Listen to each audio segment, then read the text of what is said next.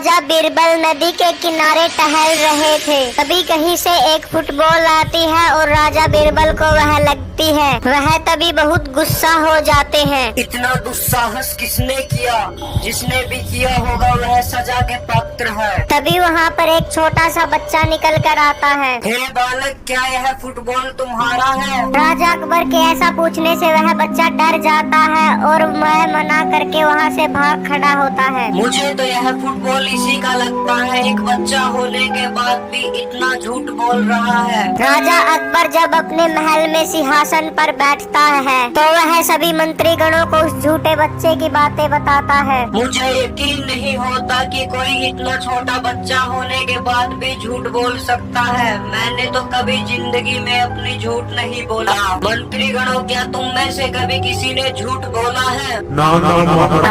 सभी मंत्रीगण ना में सिर हिलाते हैं, खाली बीरबल को छोड़कर। बीरबल, तुम क्यों चुप बैठे हो? क्या तुमने कभी झूठ बोला है? मेरा यह मानना है महाराज, हर इंसान ने कभी न कभी झूठ बोला ही होता है, चाहे वह झूठ फायदे को ना देख के बोला हो। जैसे बस करो बीरबल, मुझे खाली ये बताओ, तुमने कभी झूठ बोला है या नहीं? हाँ महाराज, मैंने कभी न कभी झूठ बोला होगा। मतलब हमारे इतने सच्चे और ईमानदार मंत्रियों में एक मंत्री ऐसा भी है जो झूठा है? नहीं नहीं, मेरे महल में ऐसे झूठे मंत्री की कोई आवश्यकता नहीं। मैं तुम्हें बीरबल राज दरबार से निकालता हूँ, यह मेरा हुक्म है। चले जाओ यहाँ से। जो आज्ञा महाराज। और बीरबल राजमहल से चला जाता है। बीरबल अपनी चतुराई से अपने आप को बेगुनाह साबित करना चाहता था, इसलिए वह एक योजना बनाता है। सेवक राम, जरा यहाँ तो आओ। जी हजूर, बोलिए। तुम्हें राज्य के सबसे हुनार सुनार के पास जाना है और उनसे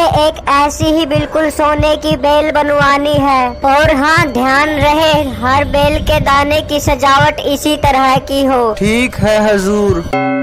थोड़े दिन बाद जब सोने की बेल बनकर तैयार हो जाती है तो बीरबल उसे लेकर राजमहल जाता है। महाराज की जय हो। बीरबल, हमें अच्छी तरह से याद है, हमने तुम्हें राजमहल से निकाल दिया था, फिर तुम्हारे आने की यहाँ जरूरत कैसे की? क्षमा करना महाराज, परंतु मैं राज्य की भलाई के लिए यहाँ आया हूँ। राज्य की भलाई? वो भला कैसे? मुझे महाराज एक महाज्ञानी ऋषि मिले थे जिसके पास दिव्य शक्तियाँ थी। मैंने उसकी मदद की, जिसके कारण उन्होंने प्रसन्न हो के मुझे यह सोने की बेल दी। इस बेल से महाराज इतना सोना उग सकता है कि पूरे राज्य में कभी कोई गरीब नहीं रहेगा। अच्छा, अगर ऐसा है तो हम सभी आज ही इस बेल को उगाने के लिए जाएंगे। राजा अकबर बेल को आगे बढ़ते हैं उगाने के लिए, तो तभी बीरबल बोलते हैं, ठहरिए महाराज, मैं आप लोगों को एक बात तो बतानी भूल गया। इस बेल को वही उगा सकता है जिसने कभी जिंदगी में झूठ नहीं बोला हो।